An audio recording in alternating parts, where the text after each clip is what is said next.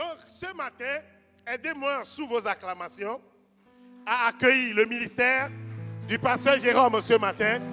Merci Jésus, merci Seigneur. Gloire à Dieu, gloire à Dieu, gloire à Dieu, gloire à Dieu. Merci Jésus. Alléluia.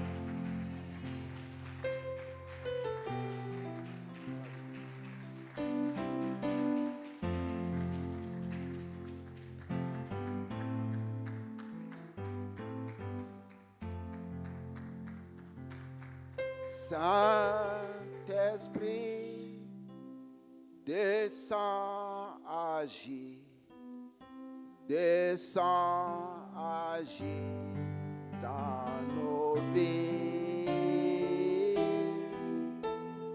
Ouvrez nos yeux pour voir Jésus assis sur son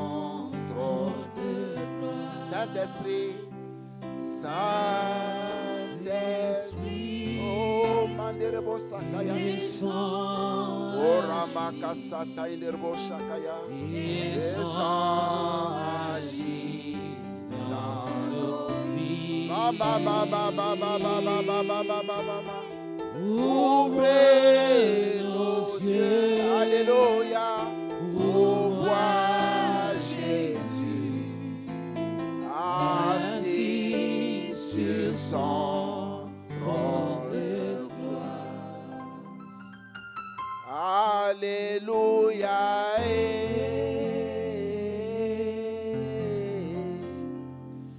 Alléluia. Jésus. Alléluia.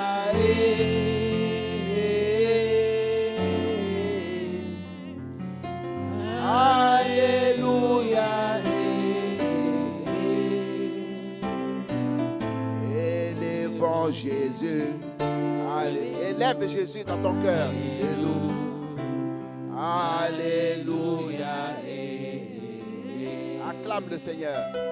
Acclamons Jésus. Alléluia. Alléluia. Alléluia. Hosanna Yeshua. Mama. Hosanna Ribakashkata Inerubrosata Kayade. Hosanna Yeshua. Hosanna. Élevons Jésus. Alléluia. Alléluia. Alléluia. Acclamons Jésus. Alléluia. Alléluia. Alléluia. Amen. Oui, Saint-Esprit, toi qui es l'excellent enseignant, toi qui es l'excellent conseiller, toi qui es notre associé, je m'attends à toi, bien-aimé, fidèle compagnon, pour pouvoir m'enseigner toi-même ce matin, cet après-midi, ce que tu veux que le peuple fasse à Mishpa. Et ainsi, mets les bonnes paroles dans ma bouche, bien-aimé, pour que je puisse de toi communiquer à ton peuple à Mishpa ce que tu veux qu'il fasse, ce que tu veux qu'il dise à quelqu'un. Oui, cet esprit, c'est toi, la puissance qui descend et qui transforme les choses, qui transforme les circonstances, qui transforme les caractères, les mentalités, les comportements. Ce matin, nous nous attendons à toi pour que tu fasses quelque chose que nous attendons depuis de toi. Que tu puisses remplir de sagesse, de l'intelligence, de la manière de faire tous tes enfants ici présents qui vont écouter ton enseignement par ma bouche et qu'ils aillent comme tu avais envoyé les apôtres, les disciples, dans toutes les contrées, dans les villages, dans les petits coins des différentes villes, faire connaître Jésus. Oui, c'est toi qui peux le faire en utilisant une femme, en utilisant un homme. Voilà pourquoi nous te supplions par ma bouche, Saint-Esprit, de nous aider à accomplir ce programme de l'enseignement, ce programme de l'évangélisation, ce programme de faire des disciples. Enseigne-nous comment les faire, parce que tout vient de toi. Voilà pourquoi je te dis tout simplement merci de ce que tu as écouté mes supplications et aussi ce que ton peuple à Mishpa attend de toi. Alors aide-nous à le réaliser pour la gloire de Jésus-Christ. Amen.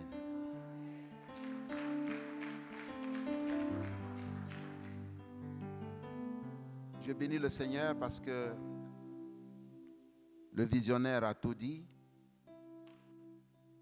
et il m'a aidé à l'avance pour demander à chacun de préparer le cahier, la Bible, le stylo pour pouvoir prendre les notes. Et un frère venait de témoigner que grâce à ce qu'il a appris, à savoir prendre les notes, qu'il se souvient de quelque chose et qu'il a voulu faire ce qu'il a appris. Merci aussi de ce que le pasteur principal a demandé à ce que je puisse enseigner aujourd'hui. Je dis bien enseigner et non prêcher. Comment faire des disciples. Ça fait partie donc, comme il a annoncé, de ce mouvement d'aller, comme Jésus lui-même l'a dit, et de faire des disciples. C'est à toi que ce même commandement s'adresse aujourd'hui. Et c'est toi qui dois amener quelqu'un pour pouvoir remplir les vases que vous voyez et dont certains sont vides. Au lieu que tu dises, mais pourquoi ces vases sont toujours vides? Mais la parole de Dieu, l'enseignement de Dieu dit que c'est toi qui dois faire remplir ces vases. C'est ce qui s'est passé quand Jésus a commencé petit à petit à recruter ses disciples qui vont être plus tard des apôtres. Et donc aujourd'hui, je remercie le Seigneur pour cette opportunité et je peux dire qu'on est toujours contents, nous qui sommes les collaborateurs du pasteur principal, d'être ici à sa place pour aussi partager avec vous ce que le Seigneur nous met dans le cœur. Alléluia. Alors aujourd'hui, je reviens encore là-dessus. Bien-aimés, nous devrions préparer nos cahiers. Tu ne peux pas, dans l'enseignement, écouter seulement. Et je l'avais déjà dit plusieurs fois que tu ne peux pas venir à l'école sans cahier. Ce n'est pas possible. Tu vas retenir quoi si tu ne peux pas noter des choses? Et ça, c'est pour tout le monde. Et ce n'est qu'en notant que tu peux vraiment comprendre ce que tu avais écouté. Sinon, tu écoutes, ça passe. Dieu m'a fait grâce, c'est un petit témoignage, d'écrire tout. Parce que j'ai aussi l'âge. Et je ne pense pas que je suis parmi de ceux qui retiennent facilement. Mais lorsque j'écris, c'est à partir de ce moment que je retiens. Et ça m'a aidé vraiment à pouvoir, un peu à l'âge avancé, à terminé les études théologiques, j'ai été avec maman Hortense l'année passée. Et donc, noter des choses, c'est une vertu. Noter ce qu'on entend, c'est ça qui peut te faire grandir. C'est ça qui peut te rappeler ce que tu as attendu. À bon entendeur, salut. Bien-aimés, je vous salue au nom de Jésus. Nous allons enseigner ce que le Saint-Esprit a préparé pour toi, pour moi aussi. Parce que quand j'enseigne, moi-même aussi, j'apprends. Jésus a donné un commandement à ses disciples, à ses apôtres. Dans Matthieu 28, le verset 19 à 20, il a dit, allez, faites de toutes les nations les disciples. Allez, un commandement. Ce commandement est valable pour toi aujourd'hui. Ce commandement n'est jamais mort. Ce commandement est toujours d'actualité. Allez, donc dans le monde entier. Le monde entier, vous vous rendez compte? C'est-à-dire, même si tu es en voyage en Amérique, là où il y a déjà la parole, tu vas trouver quelqu'un qui n'a pas encore la parole et tu peux lui parler de Jésus.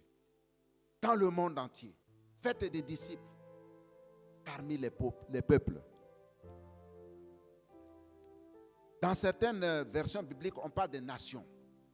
Une nation, c'est un ensemble ou un groupement de personnes de même culture, comme la France, comme l'Afrique. C'est ça ce qu'on appelle nation. C'est ça la définition de nation.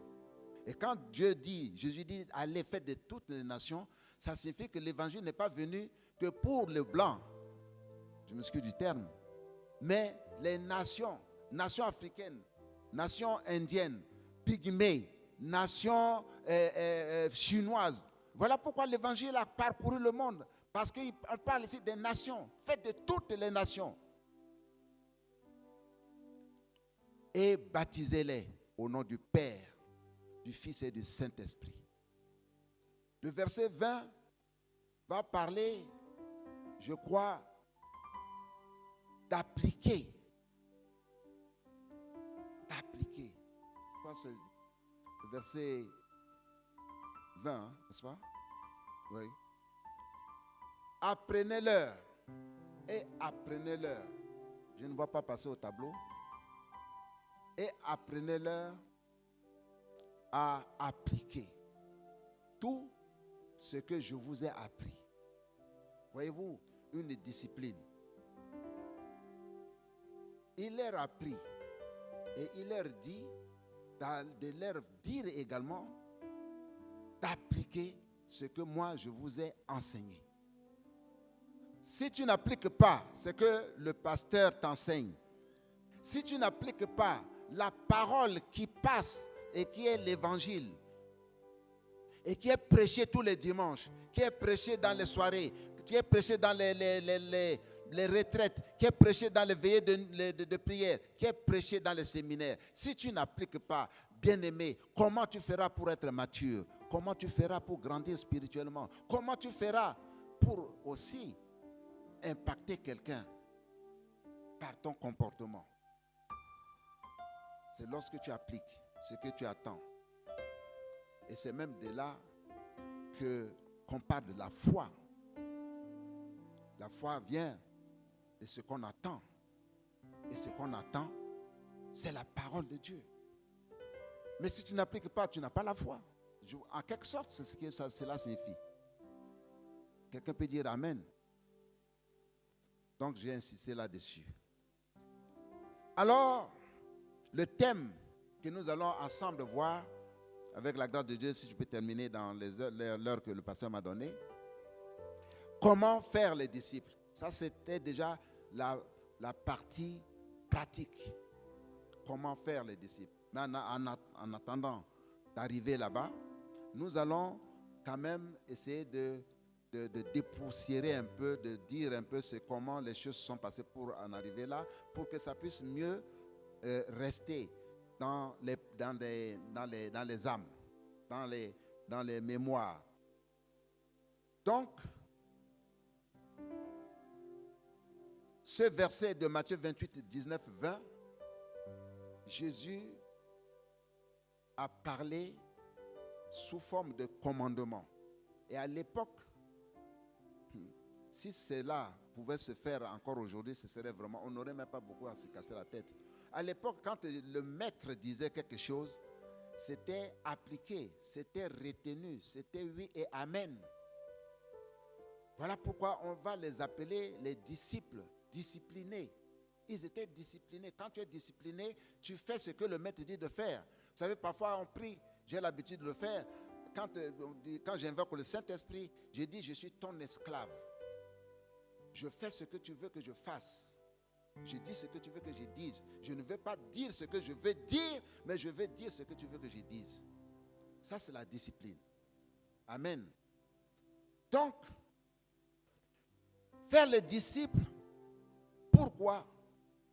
Le point 1, c'est un commandement. Il faut que ça soit clair, que c'est un commandement de Jésus-Christ lui-même, de Dieu lui-même. Ce n'est pas d'un homme. Voilà pourquoi tu dois obéir à cela. Et tu dois le faire, puisque c'est Dieu qui parle. 2, c'est une nécessité, bien-aimé. Une nécessité que quelqu'un puisse faire d'un autre comme il est. Je suis disciple, je veux également faire de mon frère un disciple. Et lui, à son tour, il fera un disciple. Donc, une nécessité selon que le maître nous l'a recommandé. 3, les disciples devraient faire des disciples comme eux-mêmes, c'est ce que je suis en train de dire. Ils devaient faire des disciples comme eux-mêmes. Ce n'est pas une question même d'égoïsme. Tu es disciple, fais un autre, un disciple également. C'est à cela simplement qu'on te reconnaîtra que tu es qualifié disciple. Et vous savez qu'à l'époque, ce sont les disciples qui baptisaient. Puisqu'il est dit, et baptisez-les. C'est-à-dire, pour baptiser quelqu'un, il faut que tu sois disciple. Amen. Donc, à cette époque de Jésus, les disciples ne devraient rien faire d'autre que de faire des disciples. En réalité, c'est ça. Hein? C'était comme ça que ça se passait. Il n'y avait pas autre boulot pour les disciples. Ils avaient seulement à faire d'autres disciples. Donc, tout le monde s'est mis à le faire. Et nous verrons les résultats plus tard. Ils devraient faire de toutes les nations des disciples. Ils devraient faire de tous les peuples des disciples. Voilà ce que Jésus lui-même l'a dit. Donc, c'est une affaire globale. Ce n'est pas une affaire isolée. Ce n'est pas que, bon, on va faire ça à catimini. Non, c'est une affaire globale. Dans toutes les nations, des disciples devraient être faits à leur ressemblance. C'est-à-dire, tu fais quelqu'un qui te ressemble. Parce que toi, tu as déjà appris à ressembler à Jésus. Tu vas faire aussi de quelqu'un d'autre un disciple comme toi-même. Il faut faire ça à ta ressemblance. Ça dit beaucoup. Et nous allons voir dans le détail. Quand tu fais quelqu'un à ta ressemblance, c'est-à-dire que tu es correct. C'est-à-dire que tu es, non seulement tu es discipliné, mais tu as l'amour, tu as la patience, tu as l'humilité. Quelqu'un va être comme toi. Mais si tu es mal, si tu es mauvais, tu vas faire quelqu'un comme toi qui est mauvais aussi. Voilà pourquoi les disciples, le mot disciple est resté plus fort. Parce que ceux-là étaient vraiment disciplinés. Donc les disciples devraient être faits par eux et non par le Seigneur. Les disciples devraient être faits par eux-mêmes. Ils ne devraient pas attendre que ce soit le Seigneur qui le fasse. Vous avez plusieurs fois, le pasteur est revenu sur un témoignage de cet homme de Dieu qui était en train de prier, et puis le Satan était apparu et le dérangeait avec des bruits et tout ça. Et Jésus était à côté. Et donc, Jésus le regardait tout simplement, il ne faisait plus rien. Et en fin de compte, il a compris. Et quand il a prononcé le nom de Jésus, comme disait notre sœur Marilyn, eh bien, Satan a fui. Et Jésus t'a déjà donné le pouvoir. Pourquoi, justement, tu dois faire des disciples par toi-même et que Jésus ne va rien faire là-dedans? Pourquoi? Parce qu'il t'a déjà enseigné. Jésus leur avait déjà enseigné. C'est pourquoi il dit que apprenez-leur ce que je vous ai enseigné. Il devait faire d'autres disciples. Le Seigneur s'attendait à ce qu'ils le fassent. Parce que tout simplement, il leur avait déjà donné l'enseignement et il leur a donné son esprit. Il leur a donné l'enseignement et il leur a donné le pouvoir de pouvoir faire des disciples. Donc, il n'avait plus à attendre de Jésus quoi que ce soit. Jésus a fait sa part. Il voulait maintenant le voir aussi en œuvre. Nous voulons te voir aujourd'hui en œuvre. Nous voulons voir que toi, tu as écouté ce que Jésus m'a dit et que je suis en train de te transmettre et que tu vas aussi dans le village, dans ta maison, dans ton quartier, dans ton immeuble, commencer à faire la même chose que Jésus nous a enseigné. Donc, Jésus considérait qu'après avoir reçu l'onction, l'autorité, ils étaient à mesure de le faire bien-aimer. Alléluia. D'où le critère du disciple. Quand tu as déjà l'onction, tu peux faire quelque chose. Alors, le premier critère de disciple, je commence doucement l'enseignement. Ceux qui étaient faits disciples devraient être baptisés par ceux qui les faisaient disciples. Ça, c'était la règle. Je vous rappelle seulement la règle à l'époque. Ceux qui étaient faits disciples devraient être disciples et devaient être baptisés par ceux qui faisaient disciples. Qui les faisaient disciples. C'est-à-dire, moi, je fais de maman, Marie-Madeleine, une disciple. Je la baptise. Ce n'est pas quelqu'un d'autre qui va la baptiser. C'est moi qui vais la baptiser parce que c'est moi qui l'ai fait disciple. De façon que elle va également voir la sœur Graziella et va faire d'elle une disciple et c'est elle qui va baptiser Graziella. Ce n'est plus moi qui vais baptiser Graziella. Voilà les règles. Hein? Ce sont les règles que je vous rappelle tout simplement. Amen. Donc, ainsi fut à Antioche, en Syrie. Antioche se trouve en Syrie. Si vous voyez maintenant pendant la guerre de Syrie, vous voyez qu'on a tué beaucoup de chrétiens là-bas. Parce que dans ces pays-là, il y avait déjà la parole, le christianisme était déjà arrivé là-bas. Et curieusement, c'est en Syrie, dans un pays arabe, qu'on va appeler les disciples les premiers chrétiens. Ça, c'est l'histoire. Souvenez-vous de cela. Voilà pourquoi là-bas, vous trouverez encore des catholiques, surtout c'est l'église catholique qui est beaucoup implantée là-bas, puisque à l'époque, c'était ça. Donc, pour la première fois, les disciples furent appelés chrétiens. Acte 11, le verset 26b. Acte 11, le verset 26b. Retenez ça, que c'est à Antioche. C'est à Syrie, une ville de Syrie qui s'appelle Antioche, qui existe encore jusqu'aujourd'hui, qu'on a appelé les premiers disciples, qu'on les a appelés chrétiens. C'est le mot chrétien est sorti de là-bas. Amen. Donc, c'est aussi là-bas que les chrétiens ont pris l'initiative de s'adresser à des non-juifs, c'est-à-dire à des gens comme toi et moi, puisqu'on n'était pas... La parole était venue pour les juifs au commencement, et après, les juifs n'ont pas cru. Et toi et moi, on a cru à Jésus, et Paul va dire plus tard, comme nous, ceux-là, ils ont cru. Ils ont cru à Jésus-Christ plus que ceux à qui la parole était destinée. Eh bien, eux, ils sont maintenant également fils de Dieu. Ils sont aussi de la postérité d'Abraham. Ils sont parce qu'ils sont unis à Jésus-Christ et ils sont héritiers et co-héritiers.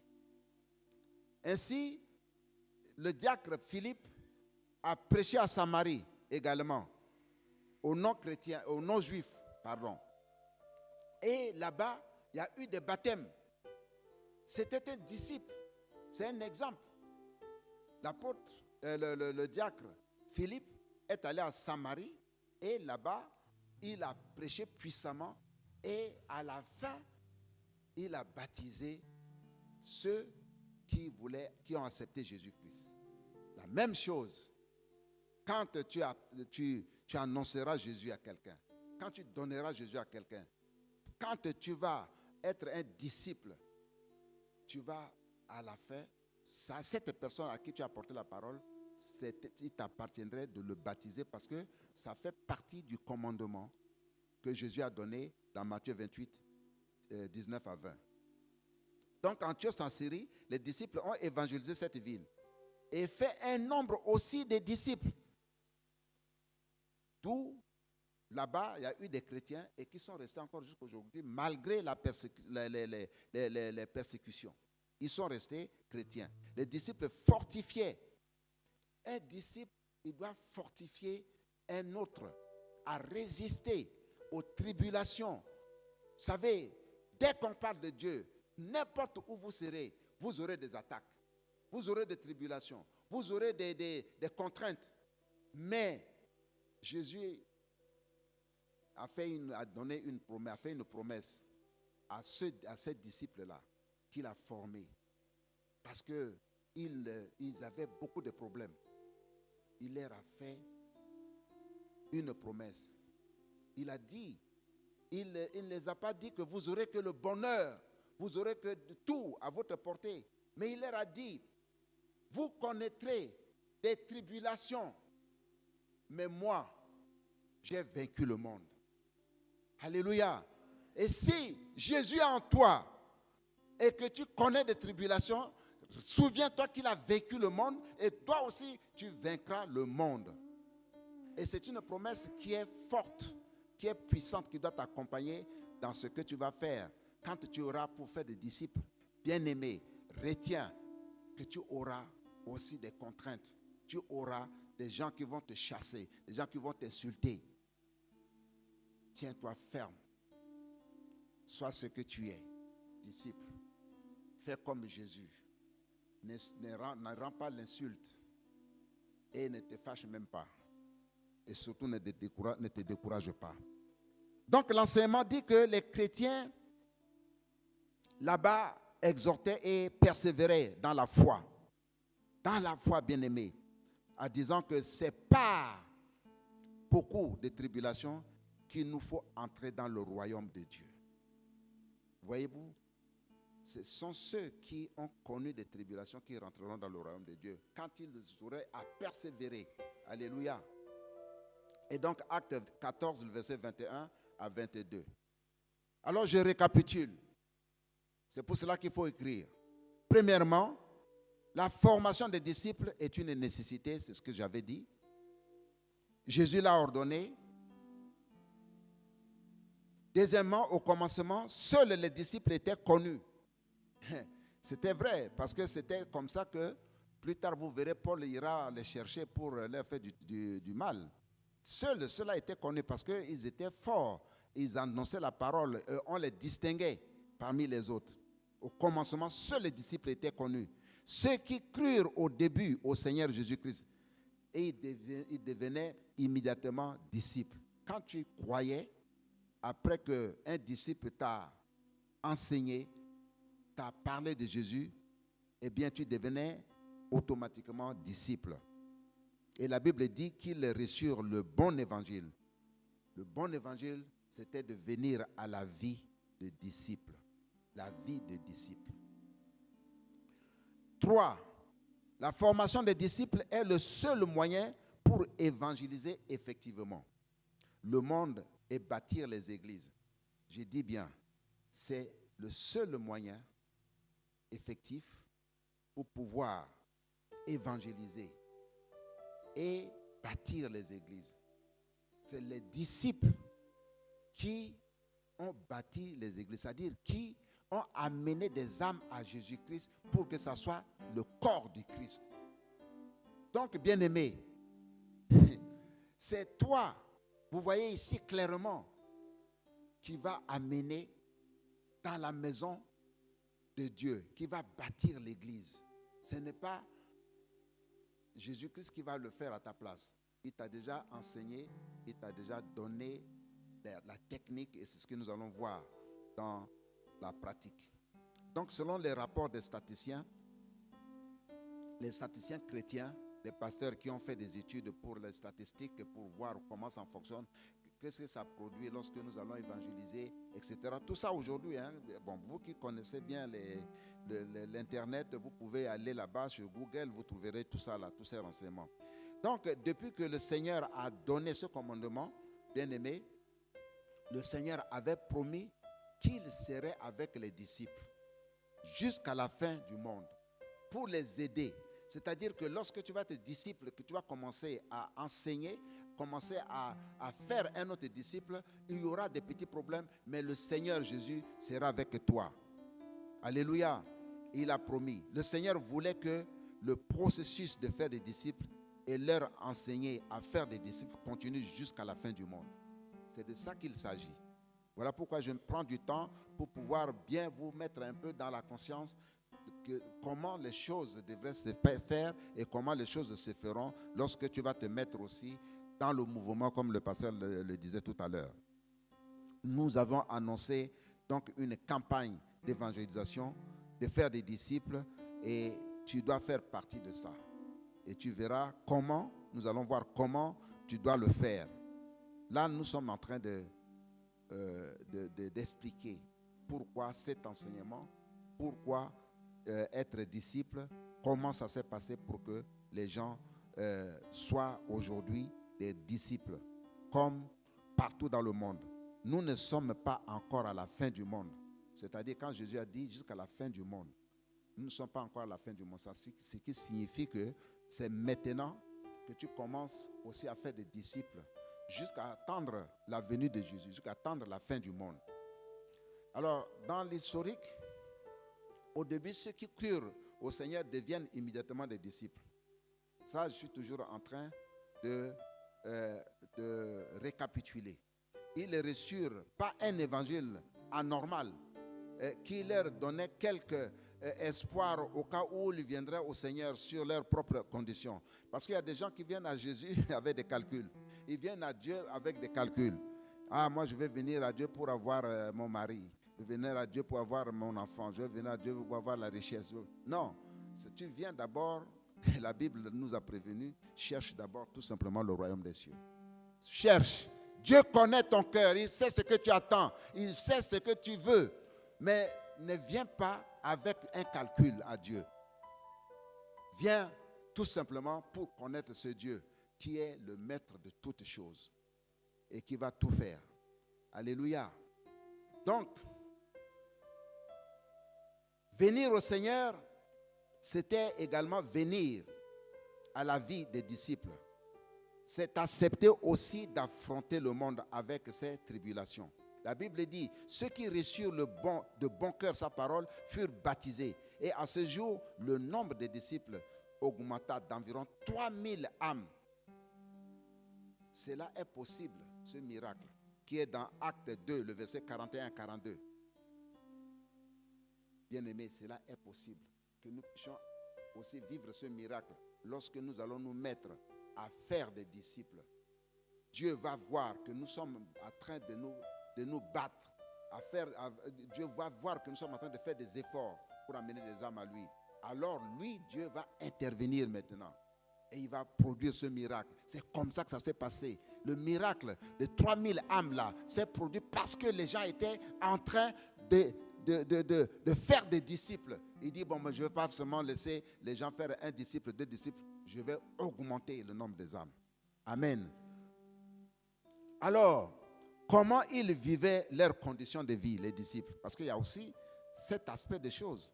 Ils vivaient comment? Parce que ce sont des gens qui avaient un mode de vie. Ce n'étaient pas des gens indisciplinés. Ce n'étaient pas des gens qui faisaient ce qu'ils voulaient, qui allaient boire quelque chose et venir faire quelque chose. Ils avaient un mode de vie.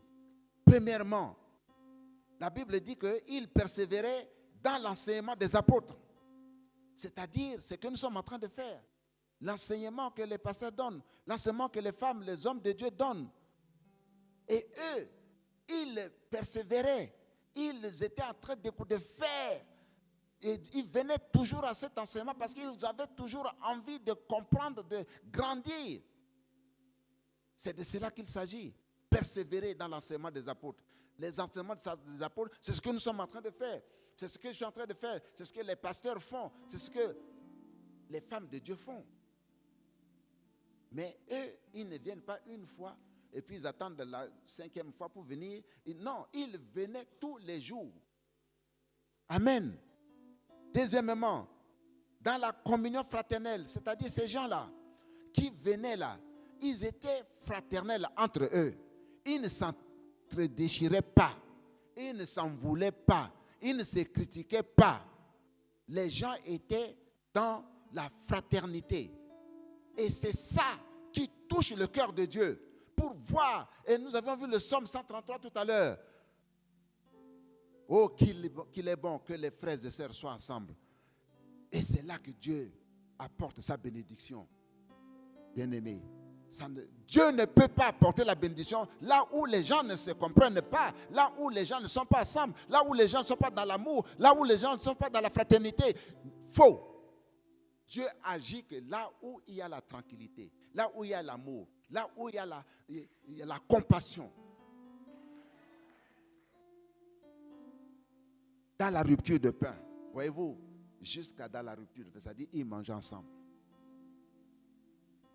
De temps en temps, à la fin du culte, on partage quelque chose ici. C'est déjà une bonne chose.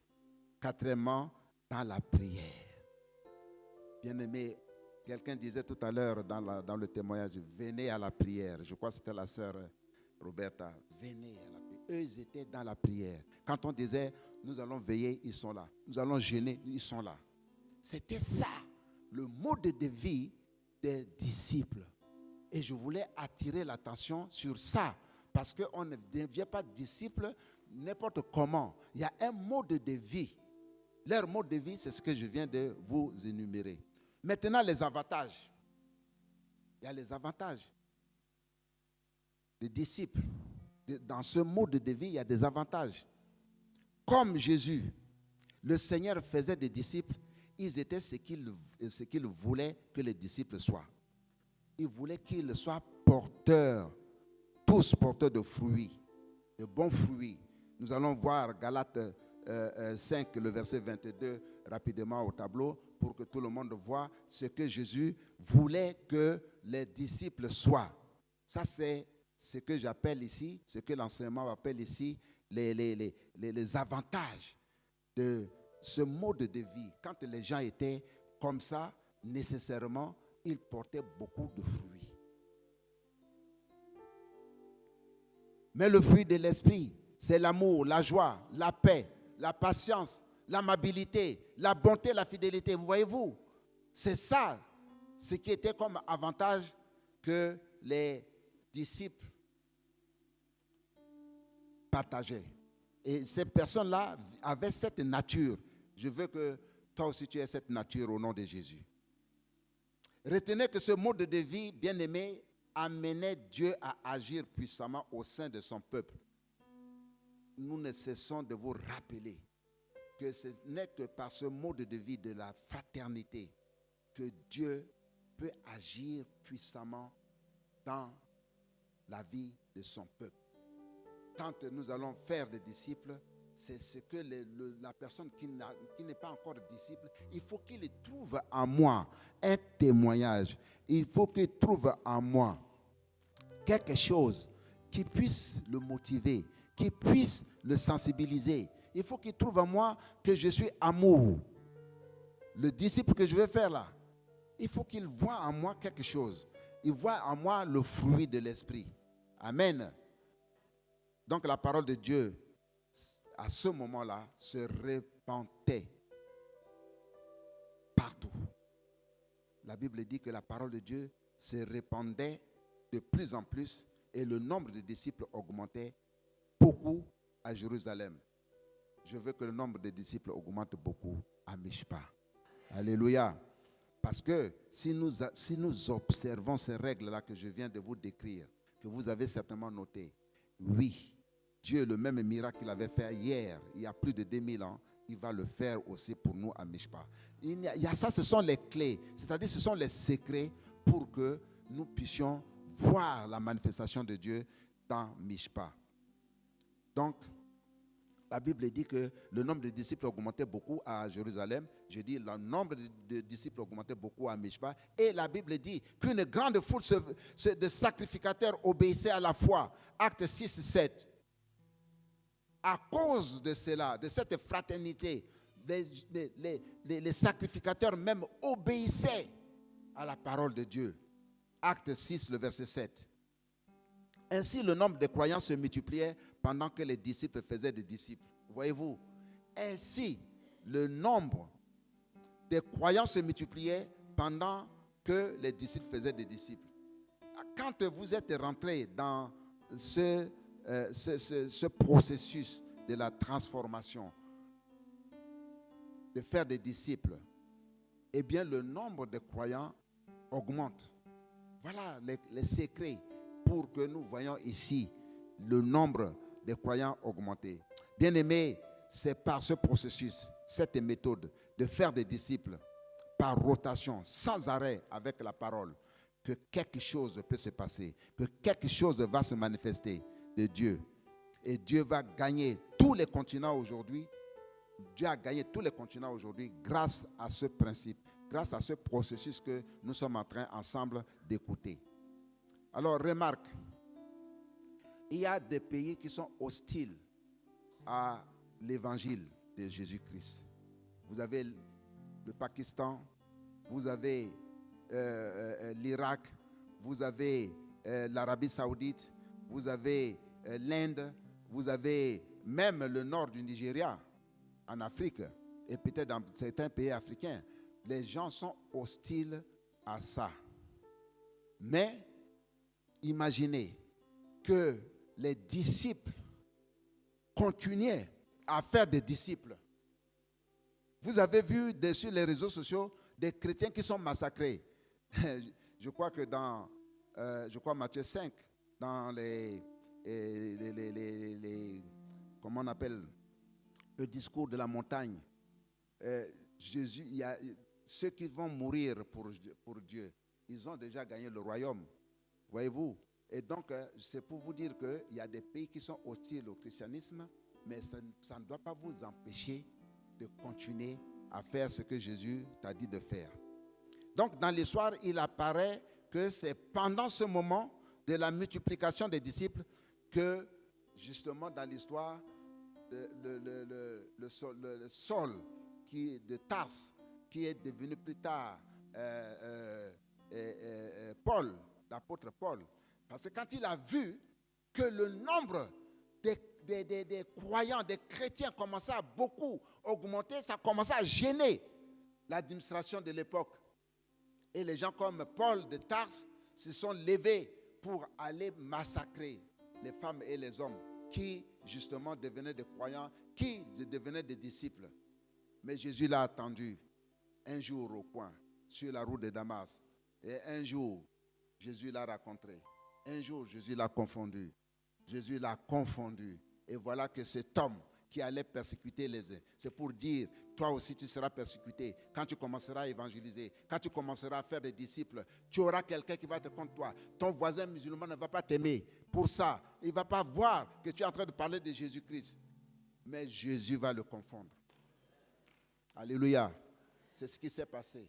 Voilà cet homme persécuteur qui va devenir le serviteur de Dieu. Alléluia.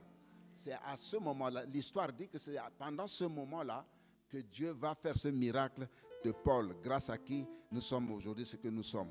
Alléluia. Acte 9, le verset 1 à 2, et vous lirez également le verset 3 à 4. C'est là où Paul était en train d'aller justement persécuter les chrétiens. Ce fut donc le début de sa conversion. Venons maintenant au fait, comment faire des disciples. C'est là où, ce temps qui nous reste, nous allons aller dans la pratique. Comment faire les disciples. C'était ça le thème donc, de l'enseignement d'aujourd'hui. Comment faire les disciples. Ça va aller vite. Je vous invite donc à bien suivre.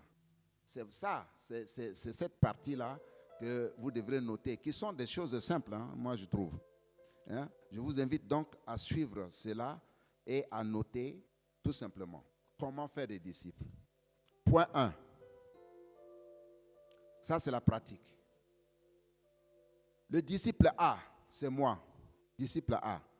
On n'a pas tellement de temps pour faire les démonstrations, mais j'essaie de le faire par rapport à moi pour aller vite. Le disciple A, c'est moi. Je suis enseigné par le pasteur Adjo Léon. Tout ce que le Seigneur lui a enseigné. Donc, je suis disciple A maintenant. Moi, disciple A, je conduis maman Marie-Madeleine, disciple B, au Seigneur.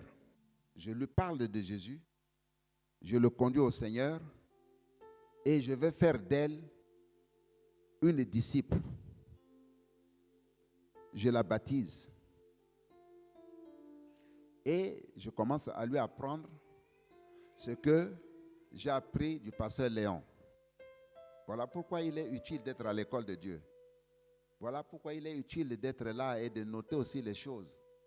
Qu'est-ce que j'ai fait?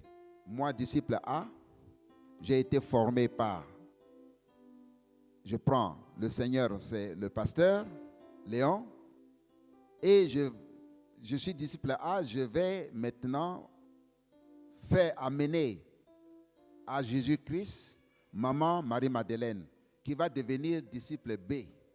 Je lui apprends ce que j'ai appris du pasteur Léon. Est-ce que quelqu'un comprend? C'est l'école, hein? Et maintenant, je la baptise. Et je lui donne l'enseignement que j'ai déjà reçu. N'as-tu pas reçu l'enseignement depuis que tu es à Mishpa? Au moins l'évangile, la prédication. Et nous avons des séminaires. Dans les séminaires, ce sont des enseignements le plus souvent. N'est-ce pas? Je vais enseigner à maman Marie-Madeleine tout ce que j'ai reçu. Et maintenant, qu'est-ce que j'ai reçu? J'ai appris du pasteur Léon ce que c'est la parole de Dieu qui est dans la Bible. La repentance, ce que c'est la repentance. Et la foi qui sauve. Ce que c'est le baptême d'eau. La sanctification, la justification, l'adoption. Voilà les choses que j'ai apprises.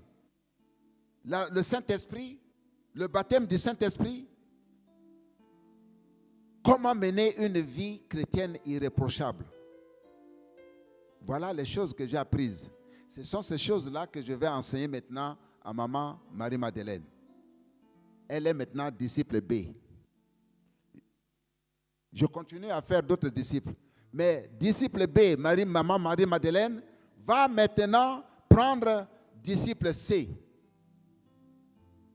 Elle ne doit pas s'arrêter à ce qu'elle a déjà reçu et puis rester. Et puis comme nous c'est ce que nous faisons ici à Mishpa.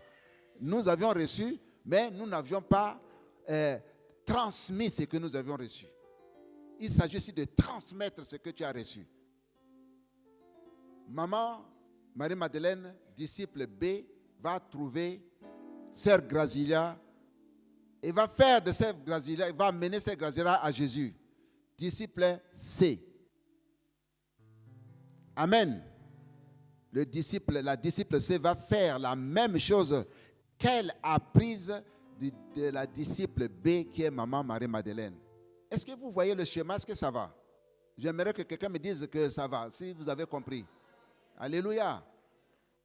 Ainsi, à chaque étape, chaque disciple devrait observer ce que le Seigneur avait dit et non une partie seulement.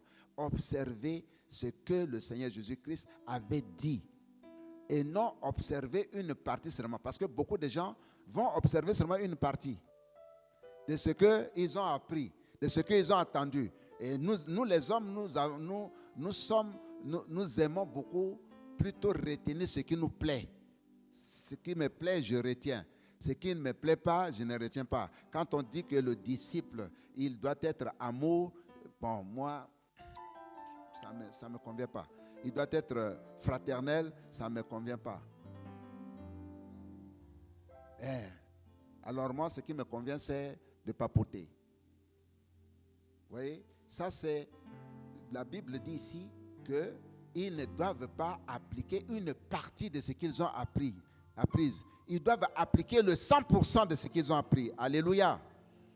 Voilà, donc, ainsi, je disais que le disciple C va continuer également jusqu'à disciple D au fur et à mesure et ainsi de suite. Le nouveau disciple devrait mettre en pratique tout ce qui lui a enseigné et les gens étaient à l'époque très heureux. Quand ils ont tout reçu l'enseignement, ils étaient très heureux, bien-aimés. Ils étaient heureux. Ils n'étaient pas, c'est pas moi, triste ou consort. Quand tu reçois la parole et tout ça, tu es heureux.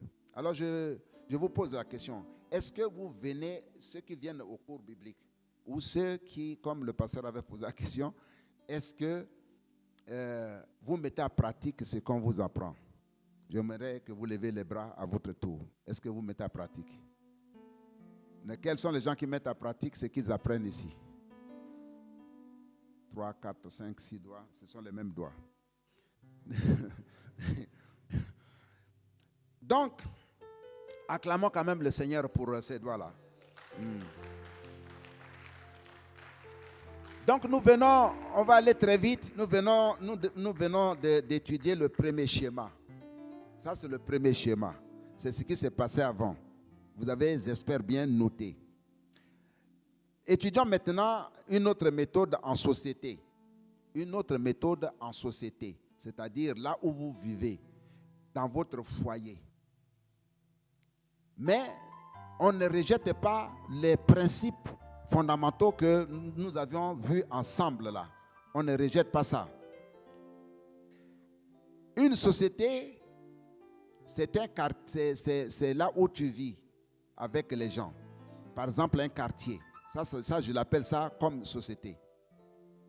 Et donc, si un couple vient à louer dans un quartier, si un disciple qui est déjà disciple, c'est-à-dire un chrétien croyant, né de nouveau, qui a reçu l'enseignement, vient à être dans le quartier de Noisy-le-Sec, par exemple, qu'est-ce qu'il va faire? Deuxième méthode.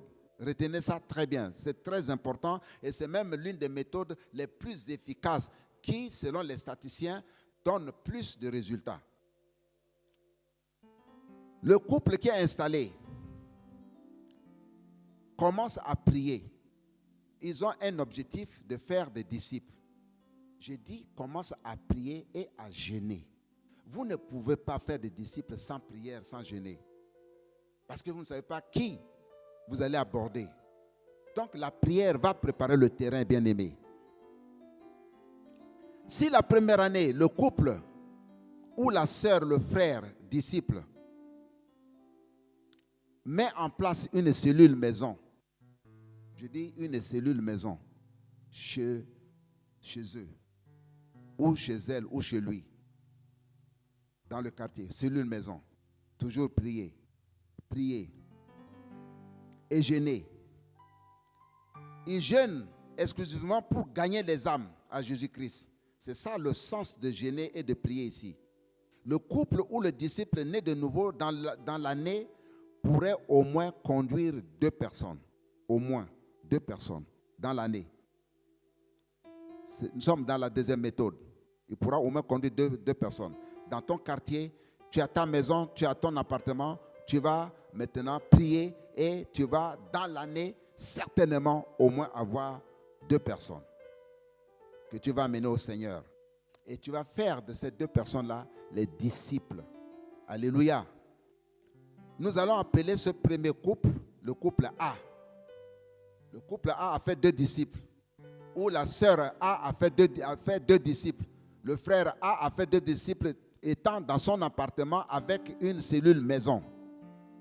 Au cours de l'année suivante, le couple A ou le disciple A enseigne au couple B, maintenant qu'ils ont amené à Jésus, comment grandir dans le Seigneur et faire également des disciples. Est-ce que vous avez compris? Vous êtes chez vous là, dans la maison, et vous avez déjà le disciple B. Et vous leur apprenez maintenant à connaître Jésus à travers l'enseignement. La Bible, l'enseignement dit à l'an 3, ces 4 disciples qui sont capables de conduire les gens au Seigneur reprendront le même procédé et ceci aboutira à 8 disciples, sans doute ensuite 16, ensuite 32, 64, 128, ainsi de suite. Et en 6 ans, ils auront 256 membres. Vous voyez, on dit que petit à petit, l'oiseau fait son nid. Vous avez commencé avec 2 disciples.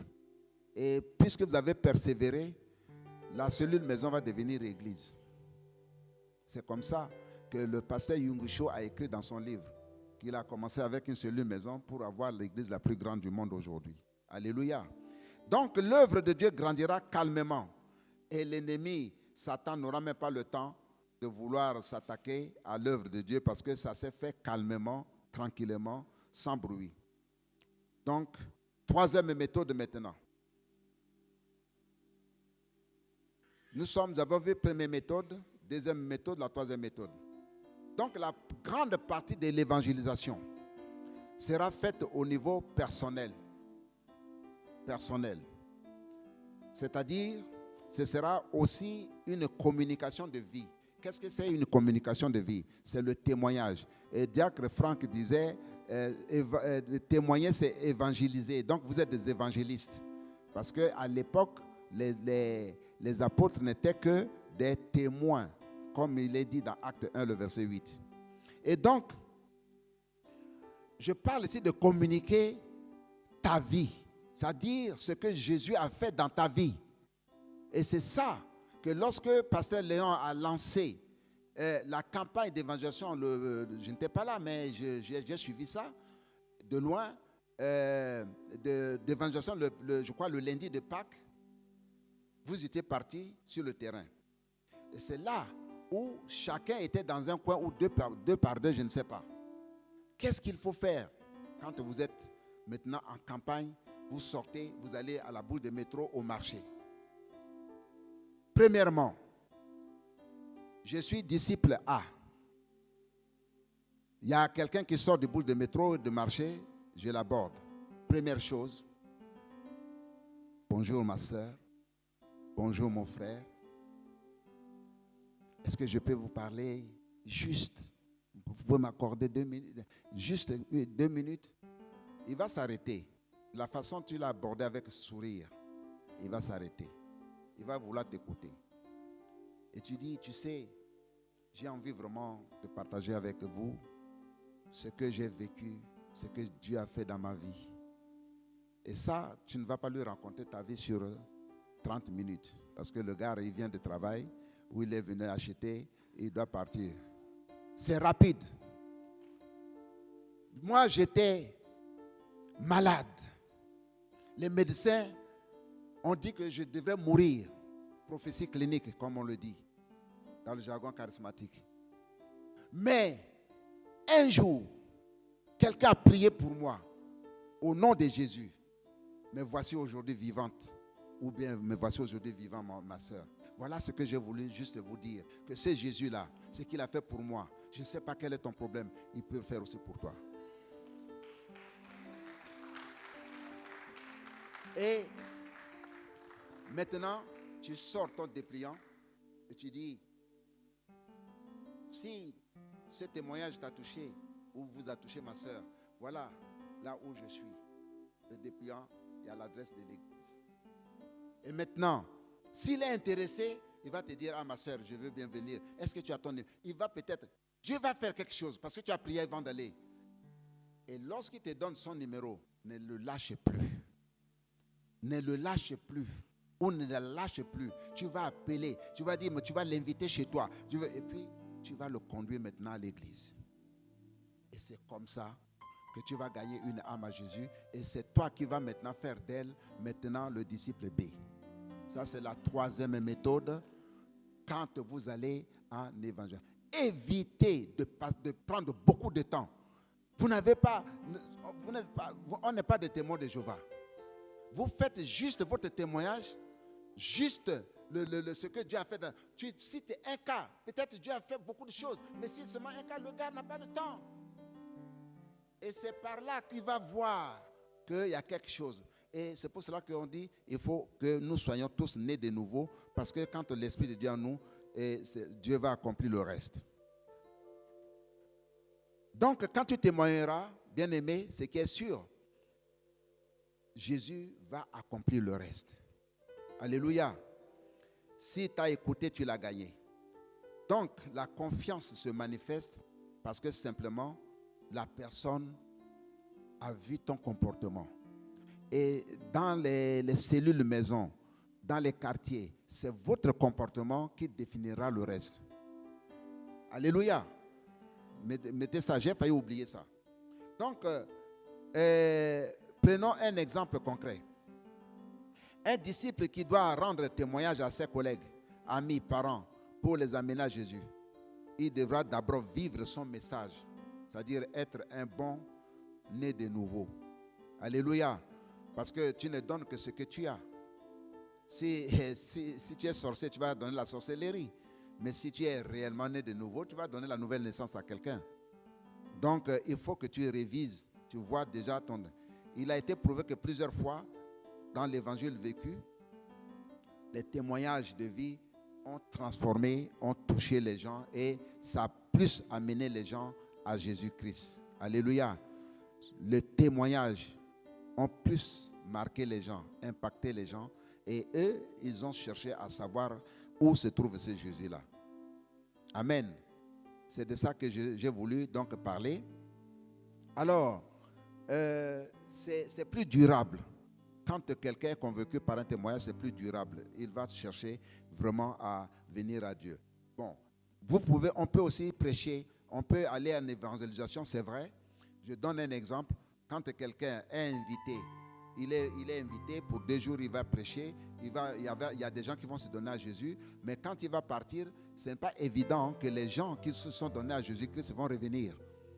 Voyez-vous, c'est ça la compte. Nous avions été à Bangui, et bien il y a ma belle-fille qui a animé la soirée avec une très belle chorale de Bangui et elle a prêché le salut.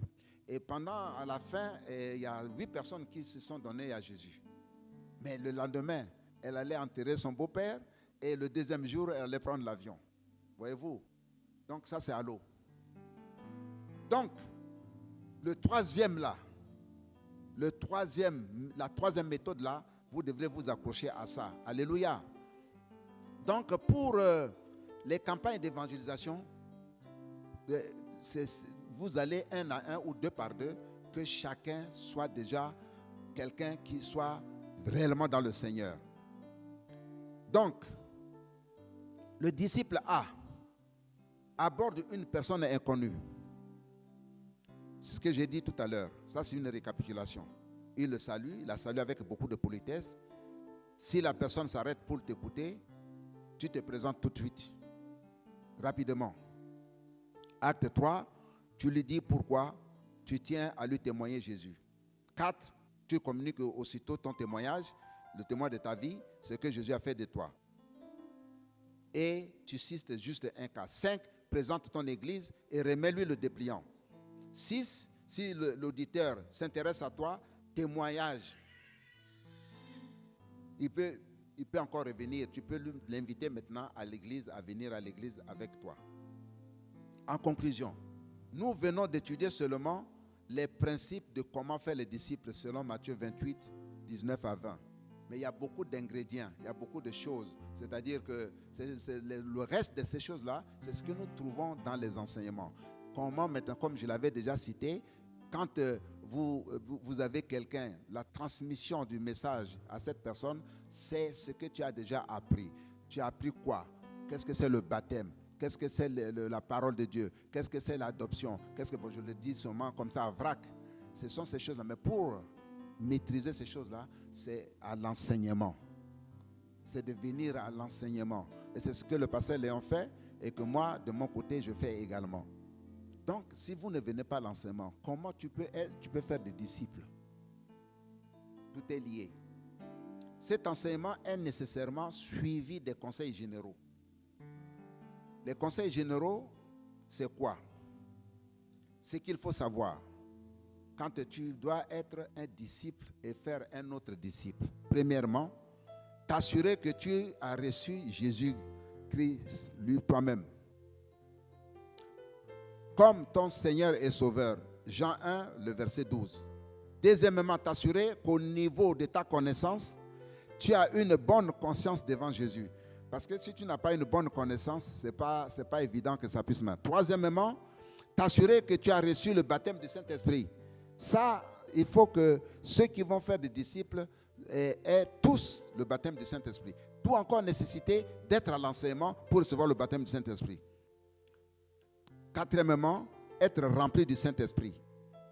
Parce que l'apôtre, le diacre Philippe était rempli du Saint-Esprit quand il a prêché à Samarie. Et tout de suite, il y a eu là-bas des choses qui sont passées.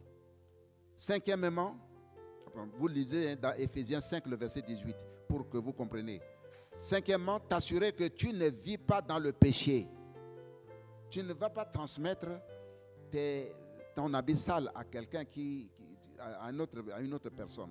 Il faut que tu t'assures que toi qui vas aller faire des disciples, tu n'es pas dans le péché. Vous savez, Dieu ne cohabite pas avec le péché. Je suis obligé de te dire ça pour que tu puisses renoncer d'abord à ton vieil homme avant de t'engager. Sixièmement, là tu trouveras dans 1 Jean 1, le verset 8 à 9. 1 Jean 1, le verset 8 à 9. Sixièmement, prie, demande au Seigneur de te donner son amour pour les perdus. Parce que quand tu pries pour que le Seigneur te mette devant toi quelqu'un que tu vas faire des disciples, c'est en ce moment que le Seigneur va aussi faire. Septièmement, fais une liste de ta famille bien-aimée, de tes amis, de tes connaissances, etc. Et prie pour eux avec foi, pour qu'en les abordant, ils acceptent Jésus. J'ai dit de faire une liste de tes amis, de tes parents, de tes collègues, et prie pour leur âme, que lorsque tu vas les aborder, qu'ils puissent accepter Jésus dans leur vie. Tout est prière. J'ai dit, tout est prière. Huitièmement, demande au Saint-Esprit la stratégie à utiliser. Parce que c'est le Saint-Esprit qui va te dire comment tu vas aborder le disciple B. Il faut toujours t'accrocher au Saint-Esprit. Quelqu'un peut me dire Amen. Et donc, chacune de ces personnes-là, par l'évangile, va nécessairement trouver quelque chose en toi. Si quelqu'un est intéressé, garde contact avec cette personne. Ça, c'est le 9. 10. Si quelqu'un n'est pas intéressé, ne te querelle pas avec lui ou avec elle. Est-ce que ça va? Ne l'insulte pas. Amen. Est-ce qu'on peut prier?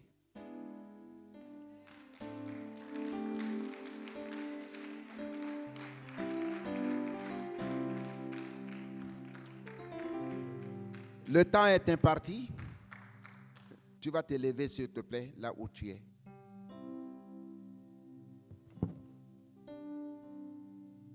Alléluia.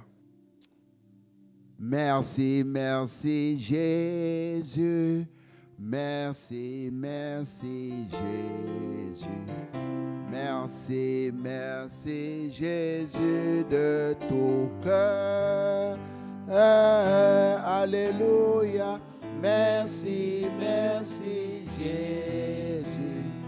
Merci, merci Jésus. Merci, merci Jésus de tout cœur. Amen. Dans Genèse 1, le verset 21 à 22, la Bible dit que la multiplication prend origine dans la pensée même de Dieu. La multiplication prend origine dans la pensée même de Dieu. C'est la manière dont il a voulu que les choses se fassent. C'est pour cela qu'on a parlé des disciples. On a parlé de multiplier les disciples. Prions que la pensée origine de Dieu sur la multiplication vienne à l'existence au sein de notre église Mishpa. Que la pensée originale de Dieu sur la multiplication se renouvelle et vienne à l'existence, vienne à l'accomplissement dans l'église Mishpa, au nom puissant de Jésus. Tu vas dire après moi, Seigneur, par la pensée originale de Dieu, ouvre les portes de la multiplication de ce programme d'évangélisation. Au nom de Jésus. Prie avec foi, prie avec foi, prie avec foi, prie avec foi, prie avec foi. Oui, Seigneur. Oui, nous voulons maintenant ta pensée originale sur la multiplication. Manifeste cette pensée, Seigneur, que tu avais manifesté dans les apôtres, afin, Seigneur, que ici à Mishpa, oh Dieu, ce miracle de la multiplication puisse également venir à l'existence, puisse également se manifester au nom puissant de Jésus. Seigneur, nous te disons merci parce que c'est toi qui es au contrôle de toutes choses. C'est dans ta pensée originale qui avait déjà eu la multiplication. Papa, tu l'as fait hier, tu peux le faire encore aujourd'hui pour Mishpa. Voilà pourquoi, dans ta présence, nous te sollicitons et nous te supplions de manifester ce miracle au milieu de Mishpa. Au nom de Jésus. Au nom de Jésus. Amen. Nous allons lire Acte 2, Acte 6, le verset 7. Dans l'acte 6, le verset 7, la Bible dit: et la parole de Dieu croissait, et le nombre des disciples se multipliait beaucoup dans Jérusalem, et nous disons dans Mishpa. Et une grande foule de sacrificateurs obéissait à la foi. Tu vas répéter après moi. Sur cette parole, Seigneur, fais accroître le nombre des disciples que nous te demandons à Mishpa. Au nom de Jésus. Prie maintenant, demande au Seigneur de faire accroître le nombre de disciples à Mishpa au nom puissant de Jésus. Demande, le Seigneur va se manifester. Oh, merci Seigneur, parce que tu es Dieu, parce que tu es tout Seigneur, tu peux le faire, tu peux te manifester Seigneur. Merci Papa, gloire et louange à toi. Merci Seigneur. Merci parce que Seigneur, tu vas le faire. La multiplication vient de toi. L'accroissement, c'est toi. C'est toi le maître de la moisson. C'est toi, Papa, qui apporte dans ta moisson les ouvriers. Parce que, Seigneur, la moisson est grande et il y a peu d'ouvriers. Mais aujourd'hui, d'un commun accord, nous te prions, Seigneur, d'amener des ouvriers, d'amener des milliers d'ouvriers à ta moisson. Parce que la moisson est à toi. Au nom de Jésus, nous te disons merci, Seigneur. Parce que nous savons que tu es fidèle à ta parole. Alléluia. Je vais prier. Saint-Esprit, c'est toi qui convainc les cœurs. C'est toi qui convainc l'homme. Je te prie au nom de Jésus que cet enseignement, Dieu, trouve une bonne place dans les âmes de tes enfants qui ont écouté ton enseignement par ma bouche. Remplis-les de ta puissance, ô Saint-Esprit, et qu'ils puissent être dotés de l'amour de l'évangélisation à partir de maintenant. Si hier, Seigneur, ils n'avaient pas cet amour, mais toi, Saint-Esprit, déverse ta puissance dans leur cœur. Et que quelqu'un s'élève et mette en pratique ce qu'il a appris aujourd'hui. Nous ne prêchons pas, nous n'enseignons pas, Seigneur, pour enseigner. Nous enseignons pour que, Seigneur, tu puisses manifester ta gloire à travers cet enseignement. Afin que, Seigneur, ton royaume puisse avancer.